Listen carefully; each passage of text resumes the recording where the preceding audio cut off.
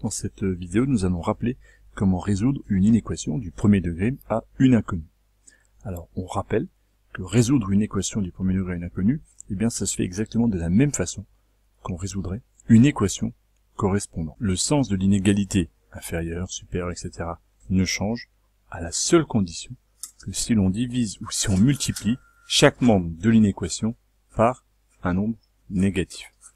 Lorsqu'on ne fait pas cette opération-là, division-multiplication par un négatif, le sens de l'inégalité reste le même.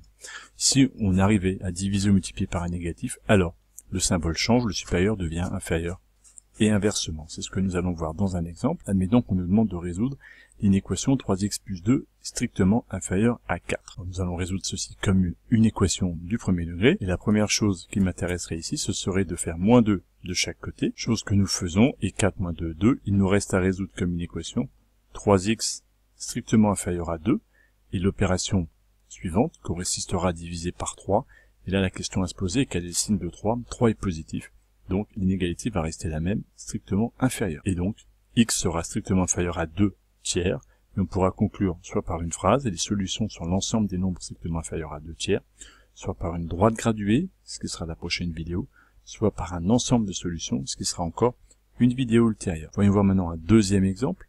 On nous demande de résoudre l'inéquation moins 2x plus 1 strictement inférieur à 4. Nous allons procéder de la même façon. Comme pour une équation, la première chose que nous gérerions, c'est le plus 1. Nous ferions moins 1 sur chacun des deux membres. Mais attention ici, on arriverait ensuite à moins 2x strictement inférieur à 3, 4 moins 1. Et là, le coefficient devant le x vaut moins 2 qui est négatif. Et donc, à cette étape-là, et uniquement à celle-là, on va diviser par moins 2 de chaque côté mes deux membres. Et donc, x va se retrouver strictement supérieur. Attention ici, le symbole a changé. D'inférieur, il passe à supérieur à moins 3 demi. On pourra conclure de la même façon les solutions sur l'ensemble des nombres strictement supérieurs à moins 3 demi.